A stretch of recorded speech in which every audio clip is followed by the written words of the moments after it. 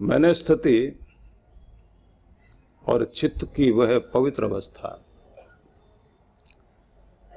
जिसमें प्रेम का वास आ जाए, यह सबके लिए मंगल कामना। क्योंकि हमारी प्रार्थनाओं में भी जब बैर विरोध दिखाई देने लगता है कि मुझे कम क्यों दिया, उसको ज्यादा क्यों दिया, ये आगे क्यों बढ़ गया, मैं पीछे क्यों रह गया,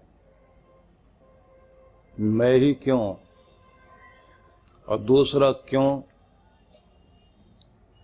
ये शिकायतें जहां जागने लगती हैं और धन्यवाद का भाव, कृतज्ञता खत्म हो जाती है, वहां भक्ति छूट जाती है।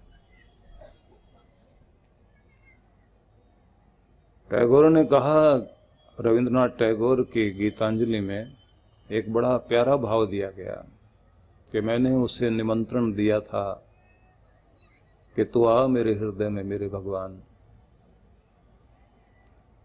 लेकिन जब मैं वहां अपने हृदय में पहुंचा मिलने के लिए तो देखा वो तो मेजबान बनकर मेरा स्वागत करने के लिए पहले से ही बैठा हुआ था। हम क्या निमंत्रण देंगे उसको, वो तो आने को तैयार है, लेकिन हम वैसा तैयारी तो कर लें कि हमारा हृदय वैसा तो हो जाए ना कि वो आ सके। इतना नकलीपन जिंदगी में आ गया कि हम भक्ति से भी दूर हो गए और भ्रामक ज्ञान के पीछे पड़ गए। जो मिथ्या ज्ञान होता है ना, ज्ञान होता नहीं, दिखाई देता है। तिब्बत में एक फकीर हुए हैं, तो जब यहां से भारत से एक साधु गए वहां, धर्म बोधि, तो ये संत उनसे मिलने गए। बड़े ज्ञानी थे, बड़े पढ़े लिखे थे, बहुत कुछ आता था उनको। जब मिलने के लिए गए तो उसके बाद सदगुरु ने बोल दिया कि जो कुछ तुम्हारे पास याद है थोड़ी देर उसे भुला दो, और जो तुम अपने आप में महसूस करते हो ना उसको भी भुला दो। अपनी सारी अकड़ को और अपने सारे पद और पदवी को सबको भूल कर एक बार अकिंचन बन के बैठो कि मैं कुछ भी नहीं, जो कुछ है वो है।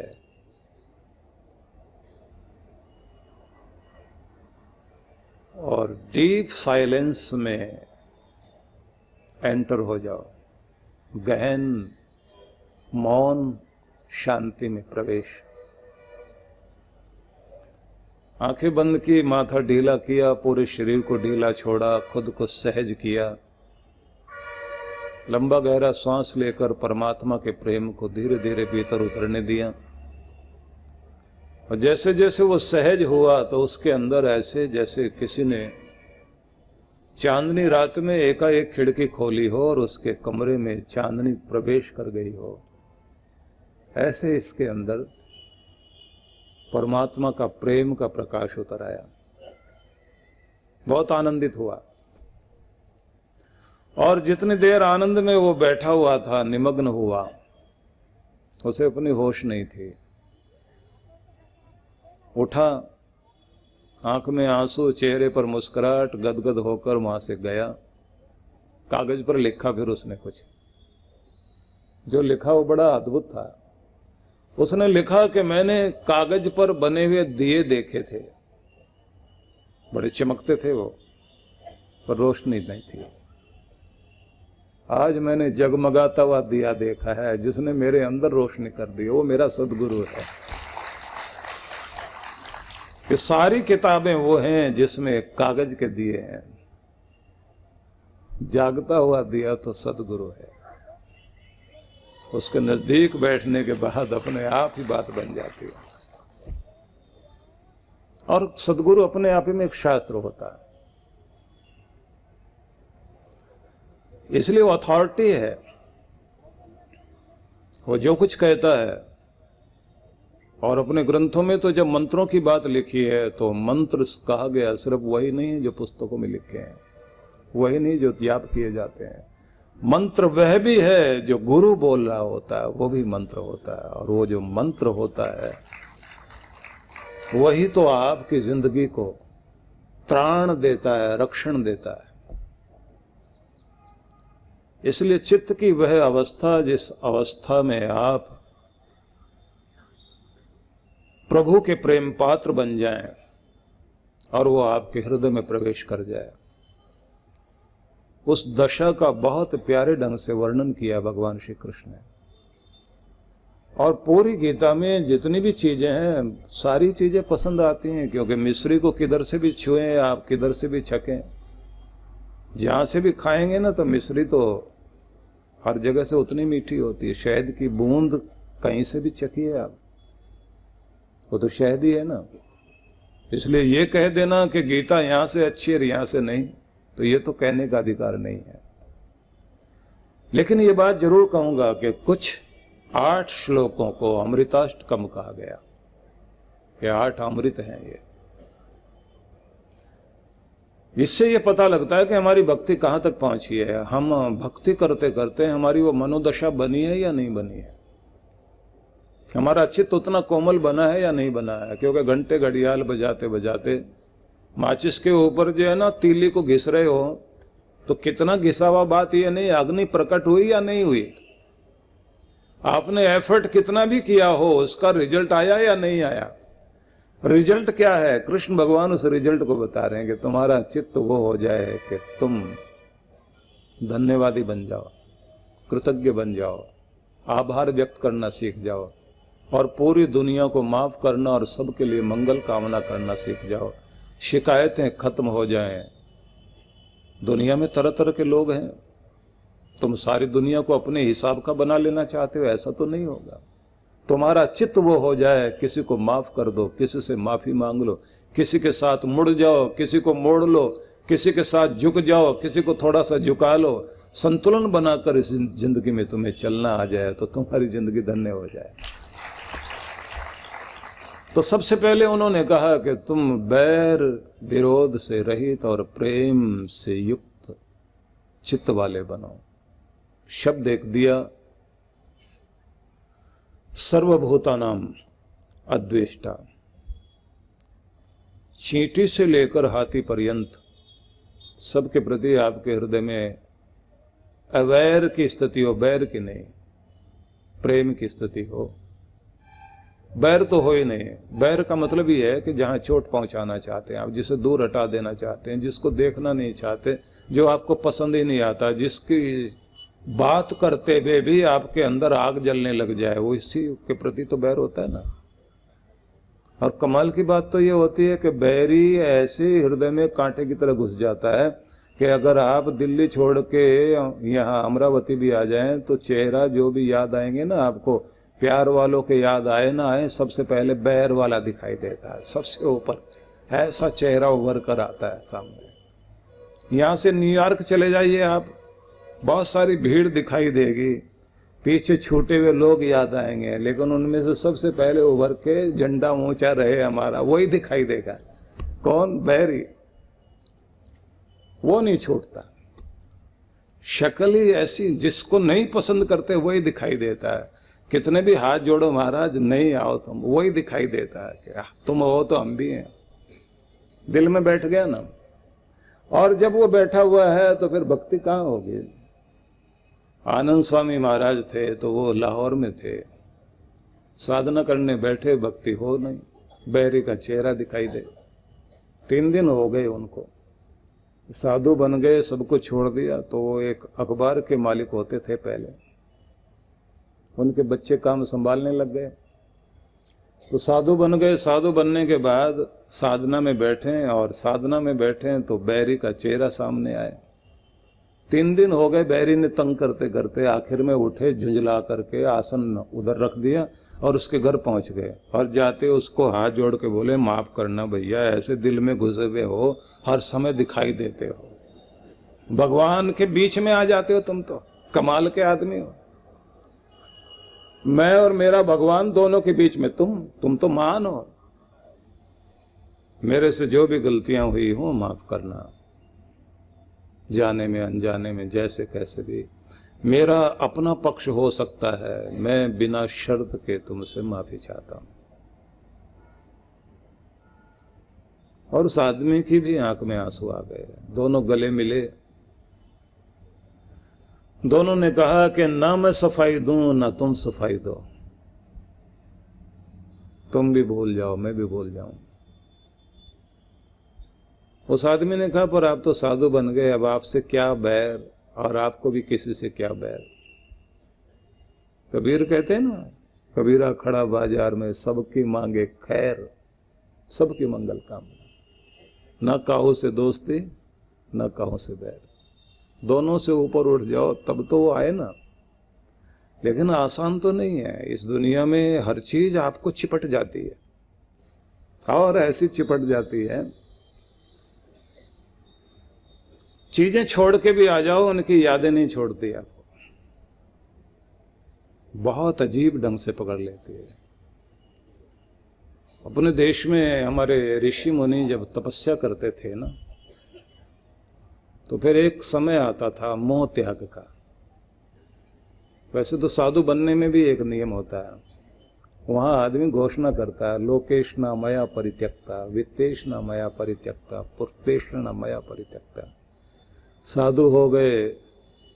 और एक अजीब बात और कराते हैं, आदमी से उसका खुद का पिंड दान करवा देते हैं। हमारे ऋषि मुनि भी बड़े अद्भुत लोग रहे हैं। कहते हैं खुद का पिंड दान करो, चिता विता जलने के बाद में जब आखिर में जो है ना आदमी का पिंडदान होता है, उसका पिंडदान उसी से करवा देते हैं। चल दुनिया में रहोगे लेकिन ऐसे जैसे नहीं है। बनाकर फकीरों का भेष हम गालिब, तमाशाए अहले करम देखते हैं।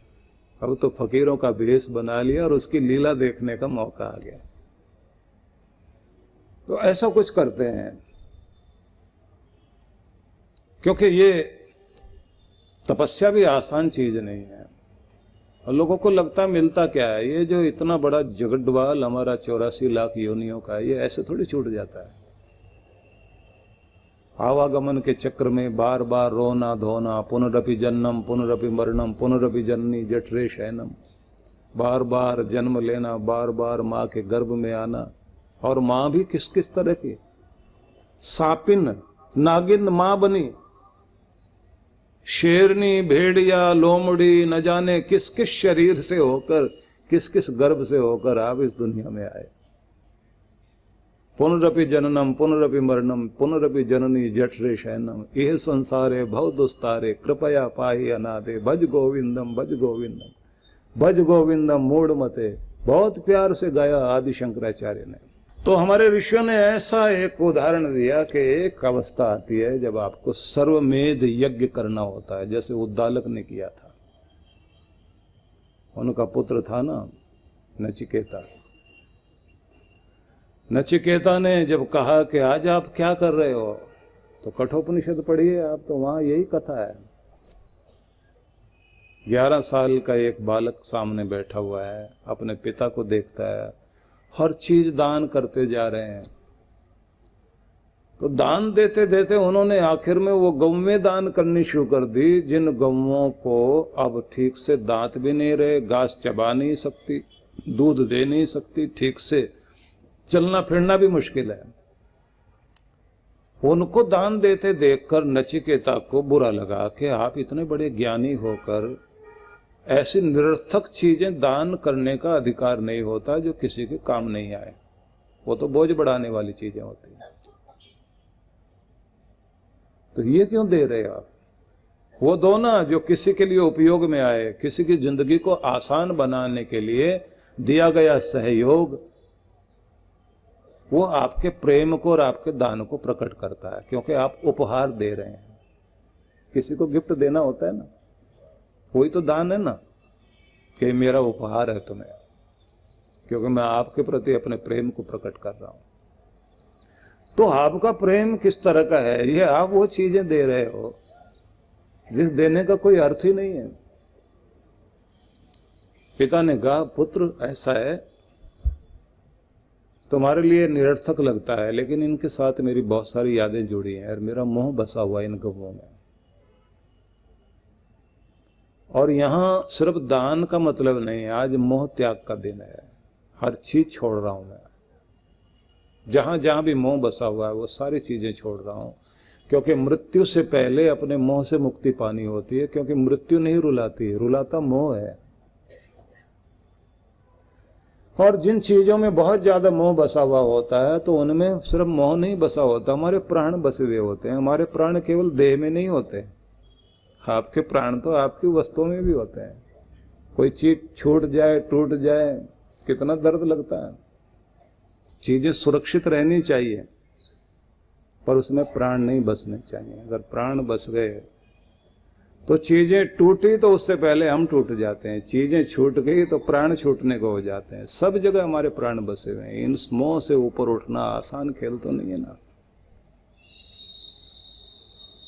जब आप इन सब से ऊपर उठने लग जाते हैं तो आपके अंदर का सच्चा प्यार जागता है। उस प्यार को आप एक और रूप देते हैं। कहीं वो श्रद्धा बन गया, कहीं वो भक्ति बन गया, कहीं वो वात्सल्य है, कहीं वही ममता का रूप भी धारण करता है, कहीं वो स्नेह है।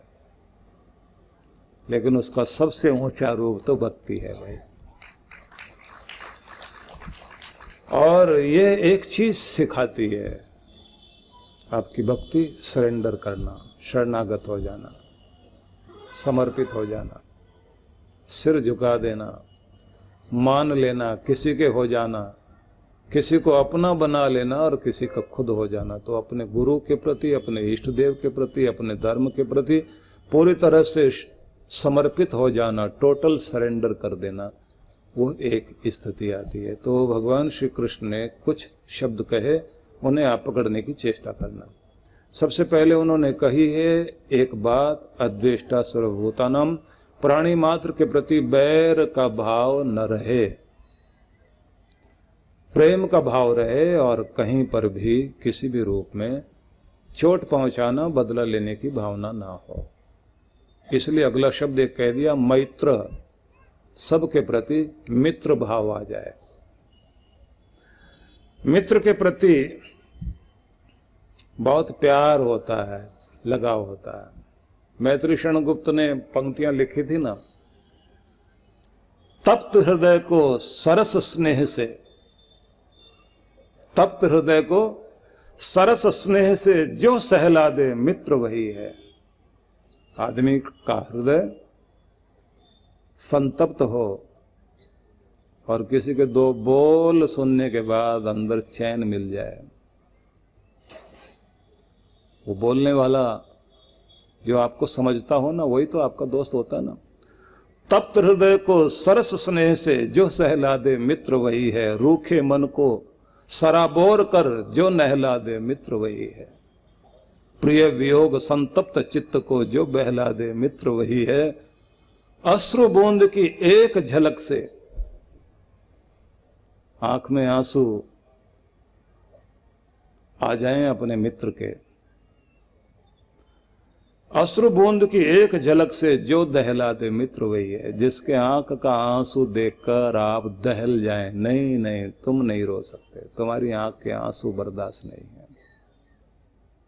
हरिवंश राय बच्चन ने भी एक ही तरह की पंक्ति कही थी, जिसका भाव यही था कि तेज बारिश की बौछार के बीच भी आंख के आंसुओं को जो पहचानता है, दोस्त तो वही होता है। चेहरा भीगा हुआ है आदमी का बारिश से, दोनों में अंतर कर ले कि आंख की बारिश है या बादल की बारिश है, जो इतना पहचानता हो आपको। तो मित्र भाव से जब आप इस दुनिया को देखते हैं, तब आप संवेदनशील बन जाते हैं कि सबके हृदय में जो कुछ चल रहा होता है उसके साथ अपनापन आ जाता है। बड़ा अजीब लगता है, एक छोटे से जीव को भी आप तड़पता हुआ देखें तो आपसे बर्दाश्त नहीं होता। तो सामने देखा कि एक कीचड़ से भरा हुआ सरोवर है जिसमें एक जानवर का बच्चा, और वो भी सुअर, कितना गंदा जीव है, शुकर,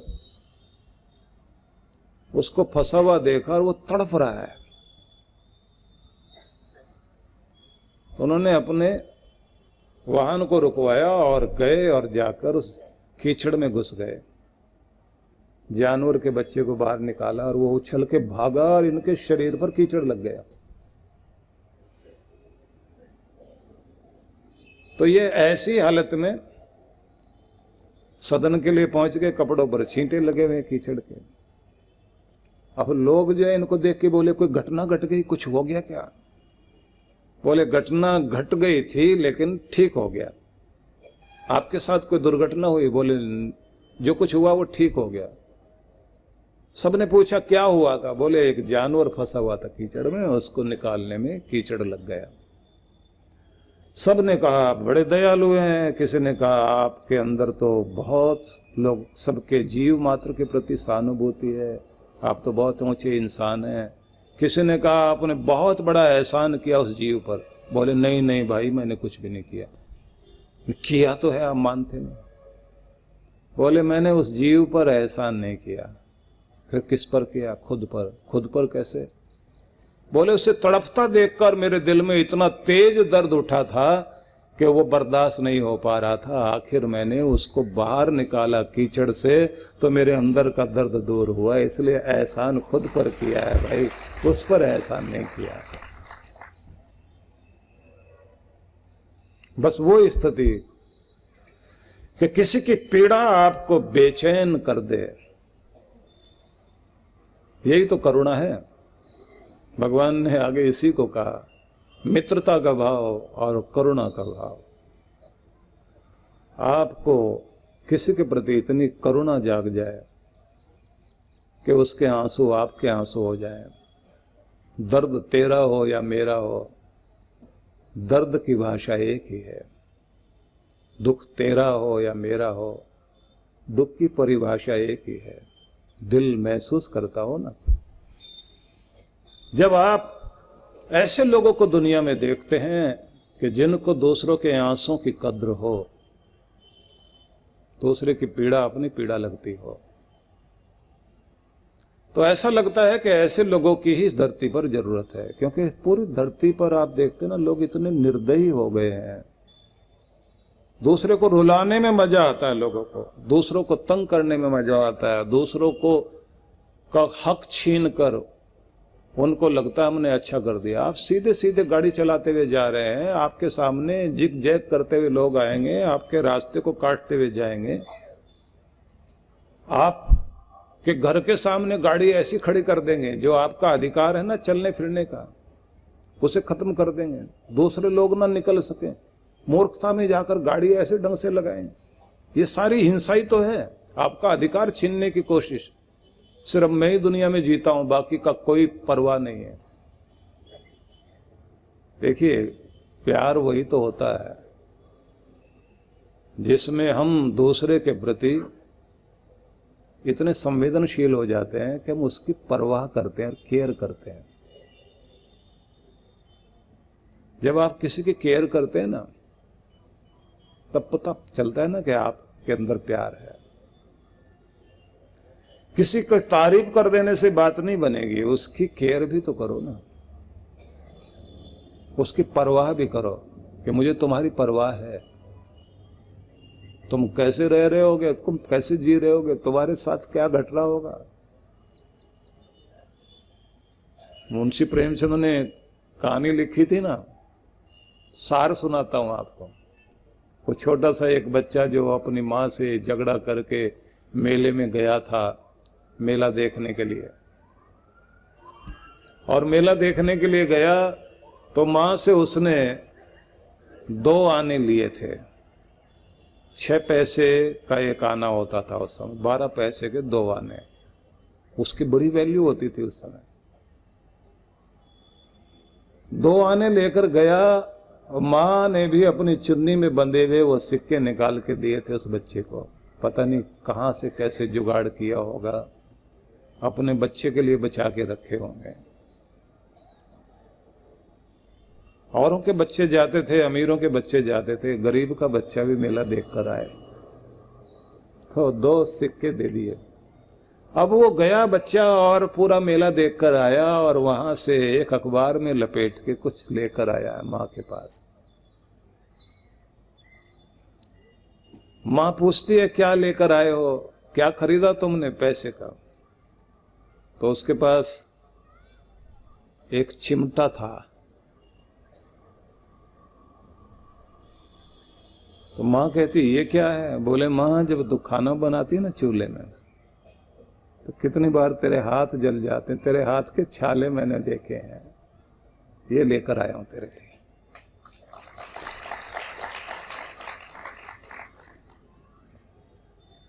क्या पता लगता है?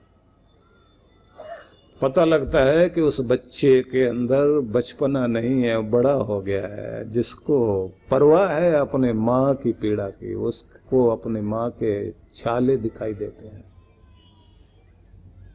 मेरी माँ का हाथ नहीं जलना चाहिए।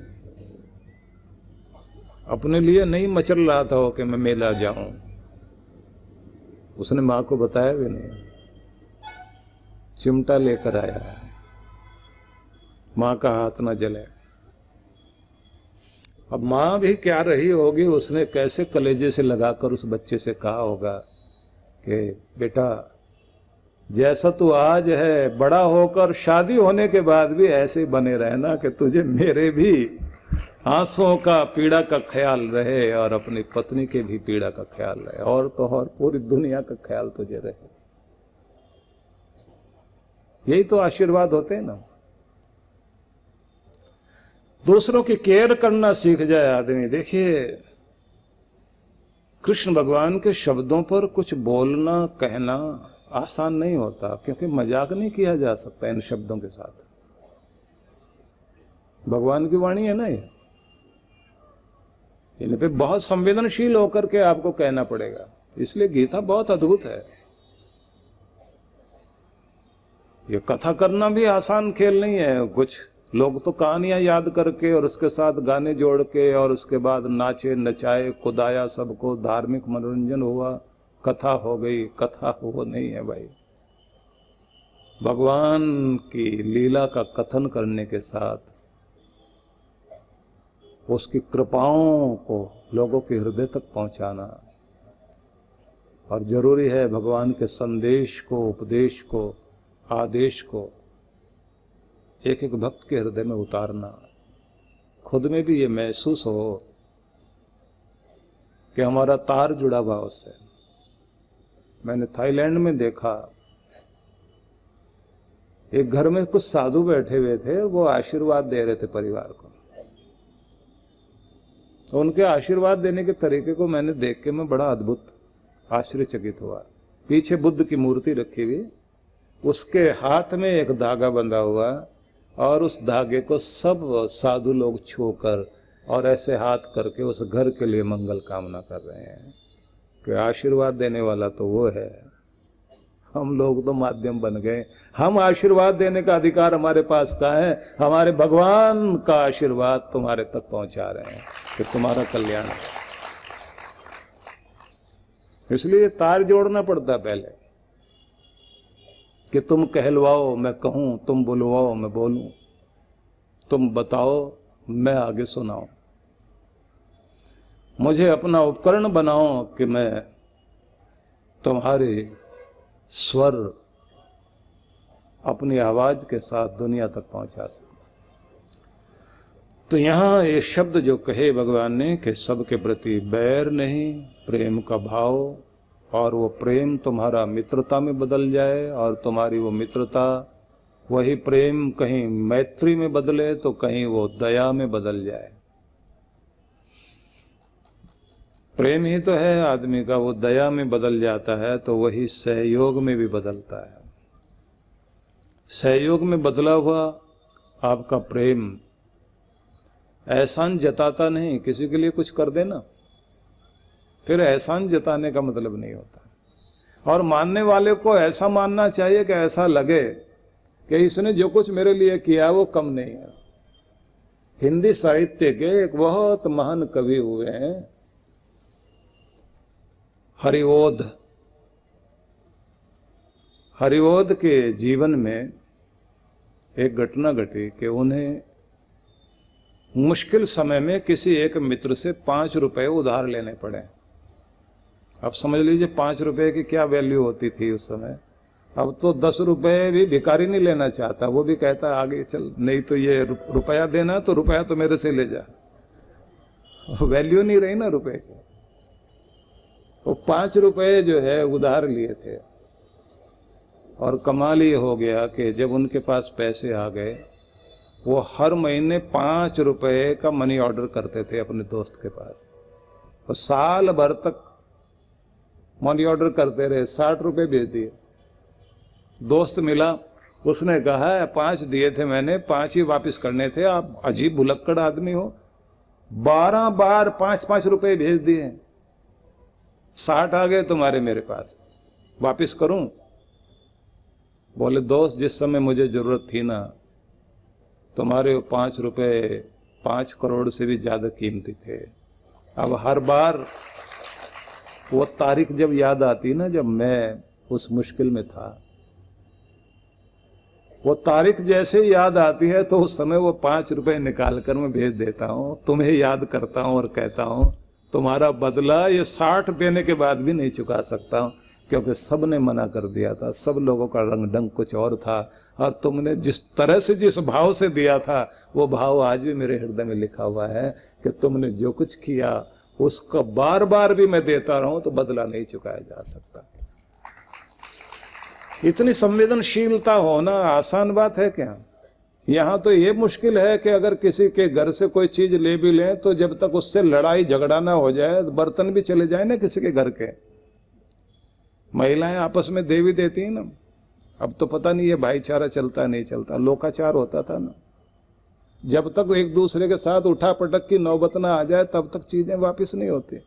और आदमी ऐसे बोलता है दे देंगे, कहीं भागे जा रहे हैं, नगर छोड़ के जा रहे हैं, शहर से उजड़ कर जा रहे हैं, देंगे तुम्हारा, दिए हुए को भी नहीं लौटाने को तैयार है, मानने को तैयार नहीं। तो ये संवेदनशीलता खत्म हो गई, चित्त की कोमलता खत्म हो गई। दुनिया में जीना मुश्किल इसलिए हो रहा है क्योंकि हमारे चित्त के अंदर कोमलताएं, संवेदनाएं सब मर रही हैं। इसलिए धर्म की आवश्यकता है।